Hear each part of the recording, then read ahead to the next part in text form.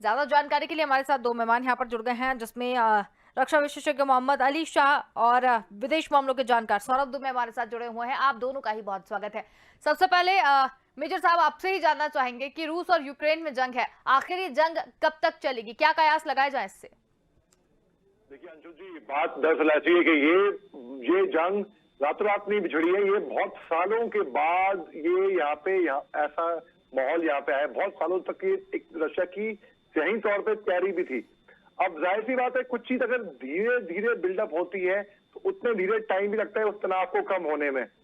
और अगर अचानक से होगी तो अचानक से भी चली भी जाती है। ठीक है, अब जंग तो है ये। कीव को कब्जा करने के बाद वहां पे यूक्रेन में एक डमी सरकार बनाने के बाद, जो कि अमेरिका के विपक्ष में और रूस के पक्ष में हो, उसके बाद वहां पे तनाव कम तो होएगा। जो मेन वॉर है वो तो रुक जाएगी, ठीक है, लेकिन तनाव लंबा खींचेगा। तनाव बहुत लंबा है। और एक और सवाल सामने आता है कि क्या रूस यूक्रेन पे कब्जा करने के बाद बाकी जो बाल्टिक नेशन पे कब्जा भी करेगा क्या? जी, मुझे लगता नहीं कि वो आगे भी जाएगा बाल्टिक राष्ट्रों पे, क्योंकि बात ऐसी है कि रूस का मकसद बहुत क्लियर था कि यूक्रेन नेटो में शामिल ना हो। बस चाहे कुछ भी कहें कि नेशनल मिनरल्स है। देखिए, जंग आम अनुमान तौर पे क्यों लड़ी जाती है? अगर जमीन का इशू है, जमीन चाहिए आपको। गल्फ वॉर वाला तेल चाहिए था, लेकिन यहाँ पे तो ना जमीन का है, ना तेल का है, ना नेशनल मिनरल्स का है ना। यहाँ पे तो डिमांड केवल एक ही थी।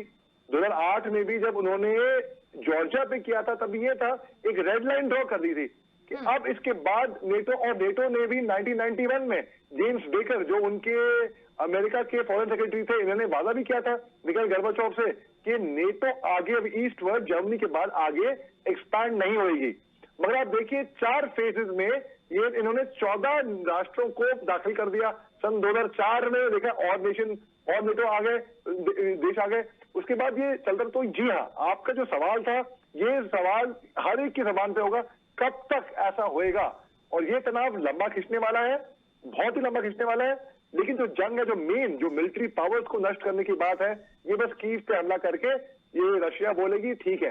अब क्योंकि यूक्रेन वाले जो है वो हथियार डालने वाले नहीं है, वो भी जिद पे आ गए हैं। और ये ही बात मेरे को लग रही है एक लीडरशिप फेलियर यूक्रेन की तरफ से, जो व्लादिमीर ज़ेलेंस्की है, जो कि एक एक्टर थे, कॉमेडियन थे पहले। 2019 में जब इलेक्शन के बाद यहाँ पे राष्ट्रपति नियुक्त हो गए थे, भाई इनको भापना चाहिए था। ऐसा नहीं होगा कि वो 44 ईयर ओल्ड प्रेसिडेंट ने भापा नहीं होगा, भापा भी होगा। मगर यही तो राजनीति होती है। जो पॉलिटिशियन होते हैं, जो राजनीति खेलते हैं, जो सियासत खेलते हैं, ये मुद्दा बना के अपनी सत्ता बचाने के लिए अपना उल्लू सीधा करते हैं। बस इनको परवाह नहीं है कि भाई राष्ट्र में क्या हो रहा है, बाकी लोग भाड़ में या गड्ढे में जाए, हमें हमारी कुर्सी से मतलब है। अगर इनको नेटो में भी जाना था, इसका मकसद क्या था? इसका मकसद ये था कि अमल शांति बनी रहे, कौन इनके देश के साथ पंगा ना ले, है ना। आप देखिए, उनको लेने के देने पड़ गए हैं। तो जी हाँ, आपकी बात मैं यहाँ पे संक्षेप में खत्म करता हूँ कि ये लंबा खींचने वाला है ये तनाव। बिल्कुल मेजर साहब, लेकिन एक यूएन में निंदा प्रस्ताव पारित किया गया है, तो यूएन के निंदा प्रस्ताव का कितना असर दिखाई दे रहा है आपको? जी देखिए, यूएन की जो मेन मकसद है वो ये है कि इंश्योर करना कि दोबारा कोई तीसरी विश्व युद्ध ना हो। बस ये बाकी शांति बनाए रखना अच्छी बात है, ठीक है, मगर विश्व युद्ध ना हो, तीसरा ये यूएन। और जिस दिन कुछ ऐसा हो गया उस दिन यूएन का नाम निशान मिट जाएगा, यूएन खत्म हो गई, मतलब आप समझिए। अब यूएन का जो अभी मीटिंग हुई और इंडिया ने बोला कि हम वोट नहीं करेंगे, ना ही रशिया के पक्ष में ना ही विपक्ष में, तो मेरे ख्याल से बहुत ही सेंसिबल डिसीजन था। मगर इससे एक चीज और दर्शाती है, जो P5 मेंबर हैं यूएन के, अमेरिका, यूके, रशिया, चीन। अब ये देखिए ना, आप P5 होने के बावजूद भी ये पूरा हिंदुस्तान तो परमानेंट मेंबर नहीं है ना, हिंदुस्तान टेम्पररी मेंबर है। वो अलग बात है कि 1960s में हिंदुस्तान के पास ऑप्शन था, जवाहरलाल नेहरू के पास ऑप्शन था कि हिंदुस्तान को परमानेंट मेंबर बना दें, लेकिन फिर हम नहीं बन पाए। अब चीन को दे दिया हमने वो ऑफर, ठीक है। अब देखिए, आप परमानेंट मेंबर होने के बावजूद भी रूस क्या कर पा रहा है वहां पे? उन्होंने तो अमेरिका का जो बोला कि वो यूक्रेन पर हमला किया, निंदा करी, उसको तो टर्न डाउन कर दिया बिल्कुल भी। तो अब यूएन भी खास कुछ कर नहीं पाएगी। आपको फ्रैंकली बता रहा हूं मैं, यूएन ने तो घोषणा करी है $20,000 मिलियन देने की यूक्रेन को एज एड, मगर एड काफी नहीं है ना, उनको चाहिए मदद। नेटो के जो राष्ट्र हैं, जो तकरीबन 30 देश हैं, जो कि लीबिया के राष्ट्रपति इनके जनरल सेक्रेटरी हैं, वो नेटो फोर्स तो नहीं भेज रही। अब मैं आपसे एक बहुत प्रैक्टिकल बात करता हूँ अंशुल जी। देखिए, आप हैं यहाँ पे, हमारे भाई साहब बैठे हैं वहां पे, हमारे जो पड़ोसी हैं क्या हम उनसे पंगा लेंगे? क्या उनसे लड़ने जाएंगे? नहीं जाएंगे ना। हम चाहेंगे कि अमन शांति बनी रहे। बिल्कुल। अब हमारे पड़ोसी का दुश्मन आके आपको उठाएगा और बोलेगा आपके पड़ोसी से पंगा ले लो, और आप उनकी बातों में फुल फिसल के आ जाएंगी। आप लेंगी, बेवकूफी की बात होगी ना, बेवकूफी की बात होगी लिटरली। और आप पंगा भी ले लिया आपने अपने उसकी थर्ड पार्टी की बात सुन के, उसके बाद जो उन्होंने आपके दुश्मनों ने उनके बोला था हम तुम्हारे साथ में खड़े रहेंगे, वो तो मुकर जाएंगे। वो तो मुकर जाएंगे, बचे कौन? आप अकेले हाई एंड ड्राई। तो वही नौबत आई है अभी यूक्रेन की। अब मुश्किल घड़ी है यूक्रेन के लिए, और हम सब खड़े हुए हैं सबके साथ में, अमन शांति बनी रहे देश में। और एक रशियन राइटर, ये एक बहुत ही आयरॉनिकल बात है। लियो टॉल्स्टॉय उनका नाम है, उन्होंने किताब लिखी है वॉर एंड पीस। उसमें चैप्टर 2 पैराग्राफ 3 लाइन 2 में उन्होंने क्लियरली लिखा है being peaceful is better than being right. और ये नोबेल लॉरिएट के लिए इनको नॉमिनेट किया था, नोबेल प्राइज नहीं मिल पाया, वो अलग बात है, उसकी एक अलग कंट्रोवर्सी है। लेकिन जब ये रशियन राइटर बड़े पॉपुलर लियो टॉल्स्टॉय ने लिखा है, अब देखिए रशियन ने जंग ही छोड़ दी ना, जंग ही छेड़ दी। और मैं मार्शल आर्टिस्ट हूँ, हम मार्शल आर्ट्स में हम किसी में अटैक नहीं करते, लेकिन कोई अगर हमें अटैक करेगा तो हम उसको अपना सेल्फ डिफेंस के लिए तब काउंटर अटैक करेंगे। बिल्कुल।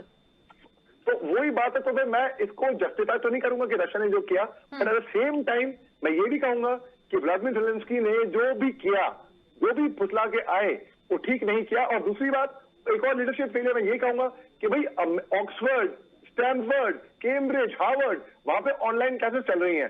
भाई यूक्रेन में उनको मालूम था खतरे की घड़ी है, बच्चों को ऑनलाइन क्लासेस के लिए मना कर दिया, वो भी कोरोना काल में ऑफलाइन होंगी, आप प्रैक्टिकल यहाँ पे होंगे। तो हमारे बच्चे, जब हमने एडवाइजरी जारी करी 1 महीने पहले भी यहाँ पे आ सकते थे, लेकिन उन्होंने कहा अगर हम आएंगे तो उनकी एजुकेशन सफर होगी, तो वो वहीं रुक गए बेचारे। अब वो भी वहां पे फंसे हुए हैं। अब वहां पे इंडियन गवर्नमेंट पूरी तैयारी कर रही है। अभी भी हाल ही में कुछ चंद एक मिनट पहले मालूम पड़ा है कि भाई हाँ, इंडियन गवर्नमेंट अपने खर्चे पे वहां के बच्चों को, फंसे लोगों को इवैक्यूएट कराएगी, जो कि अच्छी बात है। लेकिन पहले नहीं हो पाया क्योंकि वहां की लीडरशिप, वहां की सरकार ने बोला तुम ऑनलाइन एजुकेशन नहीं करोगे। तीसरी बात, मैं आपको ये भी बोल दूं कि उन्होंने ये भी बोला कि जो जितने भी सिविलियंस हैं वहां के, जो लड़ना चाहते हैं, हम उनको हथियार देंगे, आप आके लड़ो। भाई अंशुल जी, मैं आपको ये बोलता हूँ, ज्यादा वक्त नहीं लेना चाहता, मैं माफ कीजिएगा, मगर मैं ये कहता हूँ, जब 2003 में से 2005 2 साल मैं इंडिया पाकिस्तान के बॉर्डर पे था, और हमारी पोस्ट पाकिस्तान से 30 मीटर के फासले पे थी, और हम लोग बंकर में रहते थे अंडरग्राउंड, जैसे कि ताकि जब शेलिंग हो जाए उग्रवादी दुश्मनों की, तो वहां पे इतना डैमेज ना हो हमको। तब मेरे को हथियार दिया गया था AK-47, और वो AK-47 मेरे बदन से, मेरी खाल से, मेरे शरीर से चिपका रहा। मैं अगर नहाने में जा रहा हूँ तो हथियार मेरे हाथ से छूटेगा नहीं, मैं रात में सो भी रहा हूँ तो हथियार लेके सो रहा हूँ। तब जाके मेरा एक कंफर्ट, एक केमिस्ट्री, एक कंफर्ट जोन हथियार से तब बना। और ये सालों की ट्रेनिंग के बाद होता ही है। ऐसा नहीं है कि भाई आप अमिताभ बच्चन के पिक्चर में आप हथियार दे दो और वो क्लिंट ईस्टवुड बन के हथियार मारे ना, इसके लिए कठिन ट्रेनिंग होती है। अब ये यूक्रेन की सरकार कह रही है जिसको भी सिविलियन है हम हथियार देंगे, जाके लड़ो।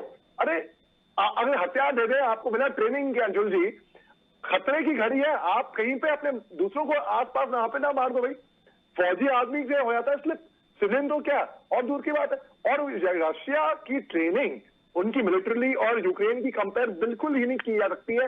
उनका इक्विपमेंट, उनकी फंडिंग, उनका बैकअप कहीं पे टकराव में नहीं है। और बजाय रशिया के ऊपर सैंक्शन डाले, कोई यूक्रेन को समझाए कि भैया हथियार डाल दो, कोई बात नहीं, कोई बड़े छोटे होने की बात नहीं है, कोई ईगो की बात नहीं है, जान है तो जहान है। आपके साथ साथ कई मासूम भी वहां पे फंसे हुए हैं, और रशिया का इरादा नहीं होगा हाई राइज बिल्डिंग पे हमला करने का, वो मिलिट्री एस्टैब्लिशमेंट पे ही हमला कर रही होगी, लेकिन कोलैटरल डैमेज तो होता है जंग में। बिल्कुल। और वही जरूरी नहीं है कि गोला वहीं पे ही गिरे जहां पे आपने निशान ताका है। वो स्ट्रेटेजिक वेपन का इस्तेमाल कर रही है, बैलिस्टिक वेपन का इस्तेमाल कर रही है, हवाई हमले कर रही है। उसके मुकाबले में स्मॉल आर्म, वो भी सिविलियंस का क्या टक्कर ही नहीं है ना कोई। तो ये मामला लंबा चलेगा जब तक वहां पे एक सरकार, एक डमी सरकार वहां पे स्टैब्लिश नहीं हो जाती, और उसके बाद भी तनाव फिर भी रहेगा वहां पे। बिल्कुल, बहुत ही अच्छी जानकारी आपने यहाँ पर दी। यहाँ मैं सभी बिंदुओं पर मेजर मोहम्मद अली जी की बातों से सहमत हूँ। उन्होंने तस्वीर बहुत पहले ही स्पष्ट कर दी है। मेजर साहब, अगर आपसे इस पूरे मामले को लेकर एक अंतिम टिप्पणी आपसे जानना चाहेंगे, लास्ट 2 मिनट है हमारे पास में, इस पूरे मामले को लेकर आपका क्या कहना है, और भारत का रुख भी आप स्पष्ट कीजिएगा।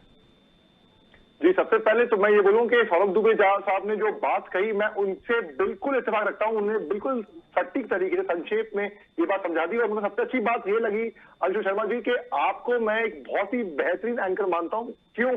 क्योंकि आप दरअसल जो कोई सेंस कोई बोल रहा होता है, आप उनको इंटरप्ट नहीं करती, आप सुनती हैं बड़ी तफसील से। ये बड़ी अच्छी बात लगी मेरे को। बहुत धन्यवाद सर। जी, मेरे को ये बोलना था और मैं बोल रहा हूँ। अच्छा, अब बात रही कि आपके सवाल की हिंदुस्तान का जो स्टैंड है, मेरे ख्याल से बहुत ही मेच्योर, प्रैग्मेटिक और बहुत ही सेंसिबल स्टैंड है। क्योंकि इस टाइम पे रशिया जो है हमारा 75 सालों से ऊपर तक का दोस्त रहा है।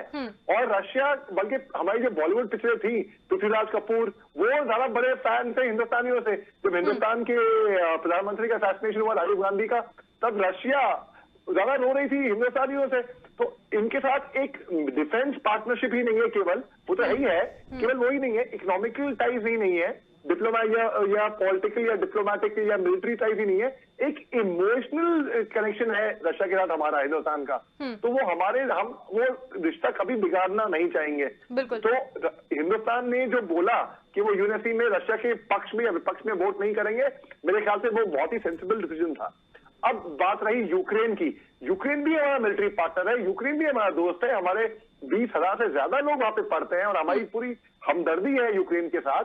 लेकिन at the same time Ukraine की जो लीडरशिप है, मैं उसका बहुत ही बड़ा फेलियर ये कहता हूं। मतलब मेरा दिल होता है ये देखते हुए कि भाई ये जो सत्ता में रहना चाहते हैं, जो पॉलिटिशियंस हैं, क्या वो भाप नहीं सके? वो भाप सके, ऐसा नहीं, बिल्कुल भाप सके। उनको बचानी थी अपनी कुर्सी, उनको प्यार है अपनी कुर्सी से, अपनी पोजीशन से, अपनी पावर से।